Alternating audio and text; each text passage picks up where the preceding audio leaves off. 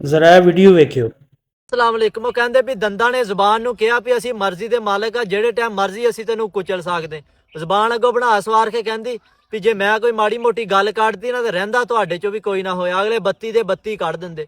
ਹੁਣ ਤੇ ਭਾਈ ਬੋਲਣ ਲੱਗਿਆ ਵੀ ਡਰ ਲੱਗਦਾ। ਉਹ ਦੋ ਇਕੱਠੇ ਮੁਲਕ ਆਜ਼ਾਦ ਹੋਏ, ਇੱਕ ਤਰੱਕੀ ਦੀਆਂ ਬੁਲੰਦੀਆਂ ਨੂੰ ਛੂਹਣ ਦਿਆ ਪਿਆ ਤੇ ਉਹ ਦੂਜਾ ਘਰ ਦੀਆਂ ਸ਼ੈਵਾਂ ਹੀ ਵੇਚੀ ਜਾਂਦਾ। ਉਹ ਪਿੱਛੇ ਜੋ ਇੱਕ ਬੈਂਕ ਵੇਚਤੀ ਤੇ ਹੁਣ ਉਹ PIA ਦਾ ਘੁੱਟ ਭਰਤਾ ਹੈ।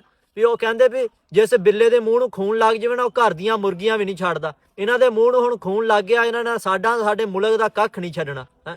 ਇਹਨਾਂ ਦੀ ਮਿਸਾਲ ਉਹ ਜੋਕ ਵਾਲੀ ਆ, ਜੋਕ ਮੰਗੋ ਸਾਡੇ ਮੁਲਕ ਨੂੰ ਚੁੰਬੜ ਗਏ। ਇਹਨਾਂ ਦੀ ਆ ਜਾ ਕੇ ਮਿਸਾਲ ਸਿੱਧੀ ਜੋਕ ਤੇ ਫਿੱਟ ਹੁੰਦੀ ਵੀ ਉਹ ਜੋਕ ਅੱਡੀ ਕੁ ਹੁੰਦੀ ਆ ਜਦੋਂ ਕਿਸੇ ਡੰਗਰ ਨੂੰ ਚੁੰਬੜਦੀ, ਉਹ ਖੂਨ ਪੀਂਦੀ ਪੀਂਦੀ ਅੱਡੀ ਵੱਡੀ ਹੋ ਜਾਂਦੀ।